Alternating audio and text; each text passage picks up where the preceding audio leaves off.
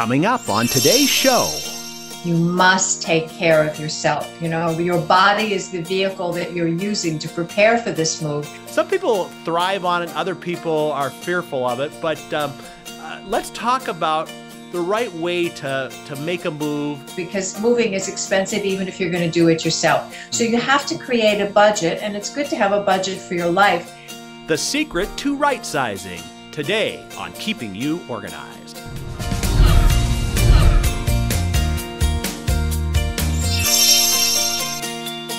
Hello and welcome to Keeping You Organized. Today we're going to talk about right-sizing right now with the author of the book with the same title. It is Regina Leeds from reginaleeds.com. Welcome to Keeping You Organized. Thank you so much. It's an honor to be here.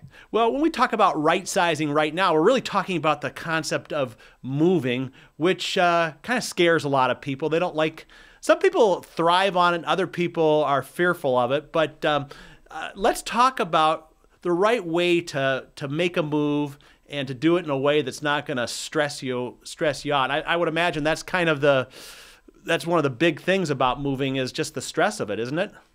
Absolutely. We're all already stressed. We don't have enough time, and we tend not to take care of ourselves. And then suddenly, even if it's for the most wonderful reasons, like we just got married or we got a new job and we moved to a new city, even good things can be added stressors in our life.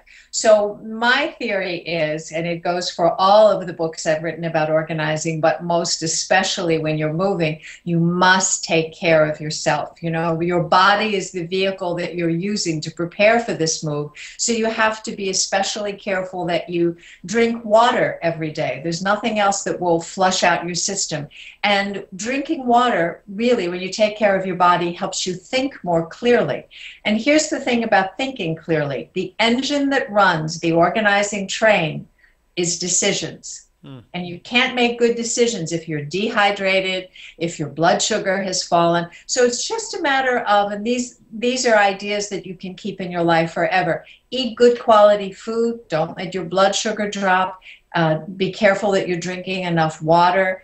And I say take a little exercise. But when I say take a little exercise, I don't mean add a marathon training. I mean just walk around the block, walk around your neighborhood for 10 minutes a day. And if you have a dog like I do, you know, your dog will love you even more. And then I also suggest ways to calm and clear your mind. And the big one for me is meditation. And in all of my books, I have the most basic, simple technique that anyone can do. And if you've tried meditation, and most people say to me, oh no, my mind is too active, I can never stop thinking, or I fall asleep, just know that those are the two big obstacles, and they fall away with practice. And there have been all sorts of medical studies that show the great benefits that meditation has for your body. So I've always thought that if you meditate and you fall asleep, it probably means you're not getting enough sleep, and you probably should sleep for a while so that you can be a little fresh to do the meditation afterwards. Well, I think that's part of it, and part of it is just our egos wanting to avoid change, which is part of moving. You know, we just, as a species, about 2 weeks after we move into a new place, we feel like, haven't I always lived here? But it's that idea of change. And then with moving, it is so emotional because, you know, if I decide that this weekend I'm going to organize my closet, what do I have to deal with? My clothes. If I say I'm going to organize my kitchen, what am I dealing with? My cupboards. But when we say we're going to move, there's no part of the house that is sacred. We have to go into every nook, every cranny, every drawer. We have to face all those decisions that we haven't made before. And that's the exhausting part.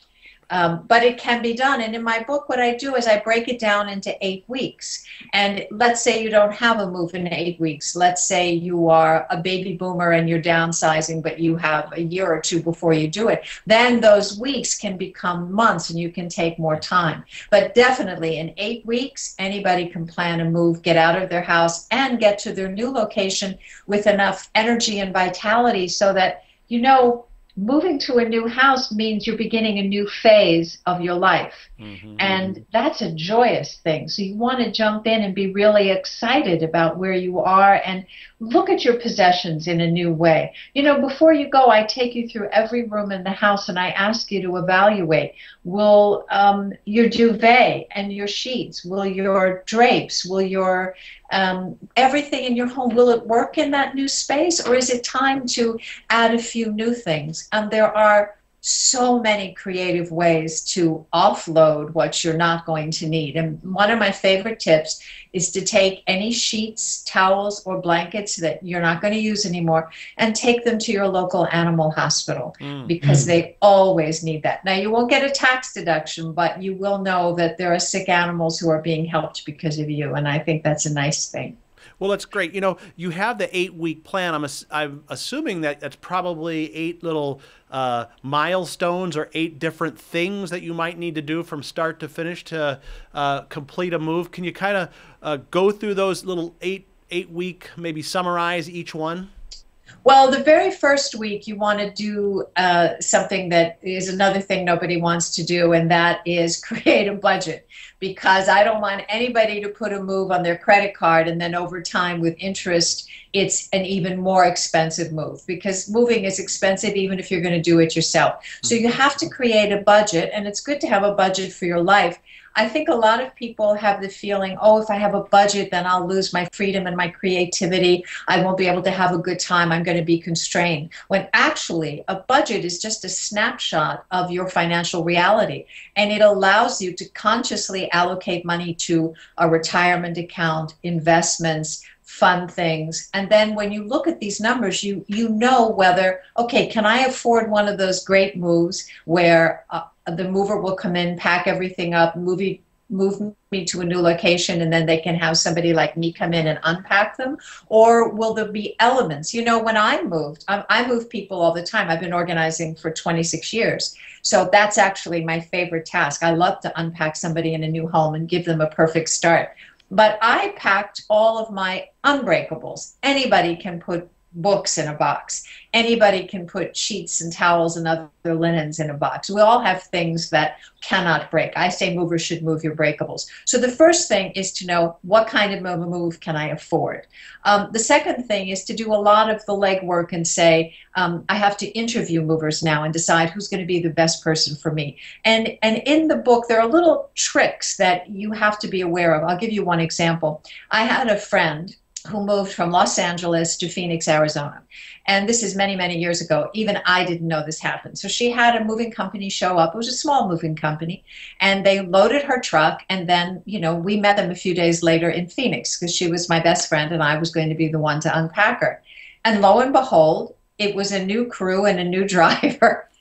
So what that means is everything gets loaded onto a truck at your house. It goes to a warehouse and gets unloaded, and then it gets loaded again onto the trucker who's going to meet you in the new location. You want to know up front, if you've got a long haul, how many times your things are going to be moved. Because when they're moved more than once, what happens? Things can break, things can get lost. The other thing, a little money-saving tip, if you're doing a short haul, your homeowner's insurance is the only insurance you need. You don't have to buy special insurance from the mover.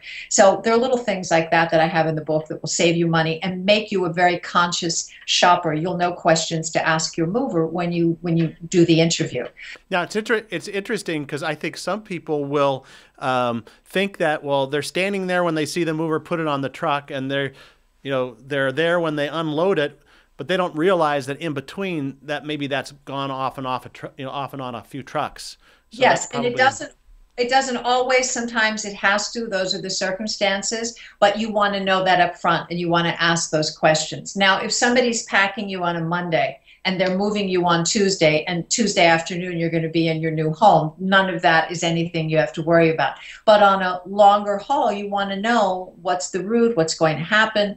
So, and then there are practical things like you have to schedule your utilities to be shut off and the new ones to be turned on. If you live in an apartment, you've got to go back and check your lease and make sure that you leave your apartment in a way that will allow you to have your security deposit back. You want to make sure that at the next location location, even at the one you're leaving, that you're leaving and going to a clean environment. So if you've just bought a new home, then you really are in the catbird seat, because you can go through each of the rooms in the new home and make decisions. Do I want to have a company come in and do professional built-ins? That always increases the value and makes everything more user-friendly in terms of an organized environment. So do you want to repaint? Do you want to redecorate? Those are, depending on where you're going and what the purpose of the move is and what your budget allows, you can make those plans during these 8 weeks. We've gotten through these rooms here. We do have to take a quick little break, and when we come back, we've kind of picked the mover. We've gone through the rooms. I want to find out what the next steps are as we get ready to right size ourselves. We're talking with Regina Leeds from reginaleeds.com, the Zen Organizer, on the effective way to right size right now, and we'll be right back. Are you looking to get your office organized but don't know where to start? And what can you really do to keep your office organized? Smead has put together a new ebook to help you answer these exact questions. We've compiled the best tips from professional organizers around the country to help you tackle the most common office organizing challenges. Go to smead.com/office organization and get your free copy today. That's smead.com/office organization. The new organization for the office ebook from Smead, keeping you organized.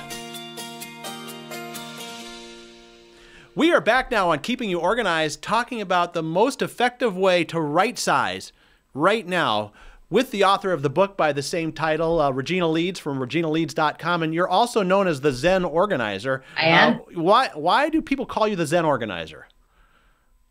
Well, when I first started organizing 26 years ago, it took me about 3 years to figure out that there was an amazing change in the way a room felt after it was organized. I was very blessed to have a very organized mother. So I grew up with all the principles that I teach people.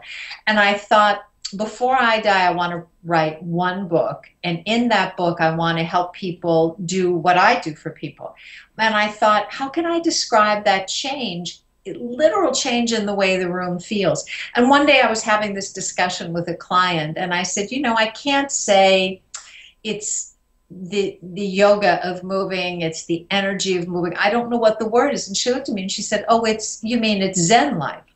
And I said, oh, that's the word. So my very first book was The Zen of Organizing, which made my style of organizing Zen Organizing, which made me the Zen Organizer. And now this is my 10th book, and here we are. And really, Zen Organizing is not a spiritual philosophy. And, you can follow any path and not be in any way confronted by what I believe about your space.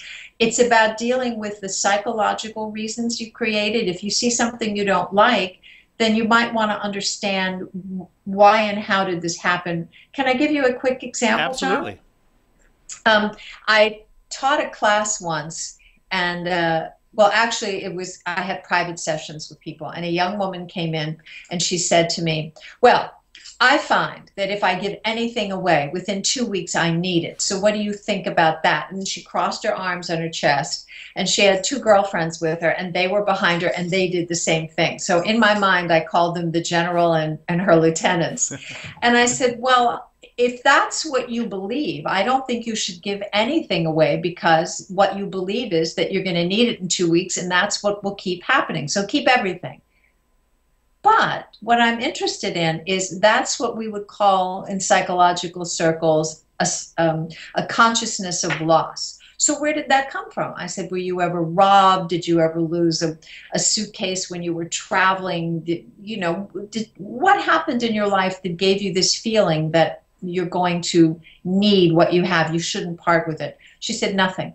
I've never had a trauma. So I tried for a few more minutes, and then I said, okay, this is the one person who defies the rule of cause and effect. Right. And I was with my feng shui master, and he started talking to her. And out came a story that when she was 5 years old, she very excitedly packed up a little suitcase and went off on her first night away from home. And that night, by accident, her brother burned down the house. Whoops. So the next day, she had no home to go back to, and all she owned was in a little suitcase that she packed for that overnight. And I I could see she wasn't making the connection, and I had to keep my mouth shut. I wanted to fall open, and I said, "Excuse me, I think that's where this philosophy comes from, and it's totally understandable." I had another client who made an escape from Hungary as a little girl during the Cold War, and the only thing she was allowed to take with her at the other side to start her new life was a little box that the Red Cross gave her. And she too had a lot of trouble giving things away. So sometimes it's really wonderful to look and say, what drives me? How and why am I stuck? And once you understand it, you can change it.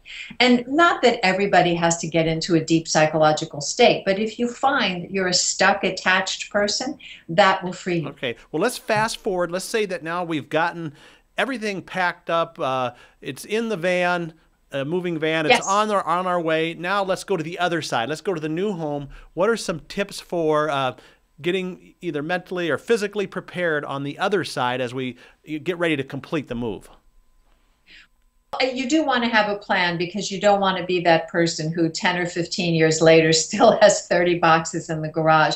And I've seen that. And then people say to me, well, I didn't need it for 10 or 15 years, so I just gave all the boxes away. And so what you want to do is you want to have a box from each room that says it's the first box off the truck. So it'll be the last one loaded. So you will have one for the kitchen, one for the bedroom, and probably only from those two rooms, but that'll be up to you. So what happens is, in the kitchen, you're able immediately to make a snack, put out your toaster. That'll make you feel like you own the space. And the first morning in the house, you'll be able to have your coffee or do your morning ritual. If you have a box with your bed linens, the movers will not leave until your bed is set up. So then you'll be able to make your bed that night. Everybody will have a towel. Everybody needs to have a change of underwear and a new outfit for the next day. So you just want to have those basics, and then you want to go step by step. So the first thing I think would be the kitchen, and then the bedroom, which would be your clothing, the bathroom, which would be all your cosmetics and lotions and potions. And then you can slow down a little bit depending on the size of your family, and slowly, I would say within 2 weeks you should be totally unpacked. I pull all-nighters and I'm done in 48 hours just because I can't stand boxes, but I'm an organizer and we probably all do that. You don't have to do that. There are certain areas like the garage or the attic or the basement that you don't have to look at for a while, but stretch out the assignments and give yourself assignments so that it doesn't take longer than 2 weeks. And before you go, you should have measured your cupboards. You should know exactly where everything is going to go. It shouldn't be a surprise to you that, oh, these shelves aren't as deep as I thought, or, oh, I brought 4 sets of dishes and I only have room for 2. Those are all the planning decisions you want to make as you're downsizing each of the rooms before you move. Okay, let's talk about your book here as we wrap up. It's called Right Size, Right Now. Does it have some like checklists in it? Or, I mean, if you get this book, is it everything you need to get prepared for a move? Yes, absolutely. And it comes out April 1st, 2015. And on that day, you'll be able to go to my website. And the checklists that are in the book will appear at my website, so you can copy and paste them into your move notebook, which I suggested you create. And I mention a lot of products as suggestions for what would work for you in the new home. There are certain organizing products that I find that I use in every home. So at Pinterest, you'll be able to go to my Pinterest site, and I'll have a board with my favorite products on it available. All right. Well, let's give people your website, how to get a hold of you, and tell us a little bit about the kind of services that you offer. You're out there in the Los Angeles area. Well, I'm in Los Angeles, John, but I travel the whole country. I grew up in Brooklyn, New York, and I'm in New York frequently. So I work in San Francisco. I work in New York. For some reason, I'm in Texas frequently. So if somebody wants me, they can fly me, house me, feed me, and I'm all yours. I do individual projects in a house, and then I unpack people. I do the whole Megillah if that's what you need. I do homes and offices. You can find me on Facebook, Twitter, Pinterest, Instagram. These are all, and House. I just started writing for House, so my first article will be up and live by the time this airs, and all of those links are at my website. So if you just go to reginaleeds.com, you can find me across the board. And if you write to me on social media or you write to me at my my website, I answer all queries that come to me. Awesome. Well, this has been a great action-packed, tip-filled episode, and I hope we can get you back on another show coming up in the future. Oh, I would love to. It'd be my pleasure. And I'll try and keep Charlie quiet. That's okay. We like Charlie. It's Regina Leeds from reginaleeds.com, the Zen Organizer, and now you are right-sized right now and ready for that move today on Keeping You Organized. Coming up next time on Keeping You Organized. I discovered blogging and saw it as a way to post pictures of what I was organizing, either for myself or for other people. So the before and afters, and people go crazy for before and afters because it's very motivating, very inspiring.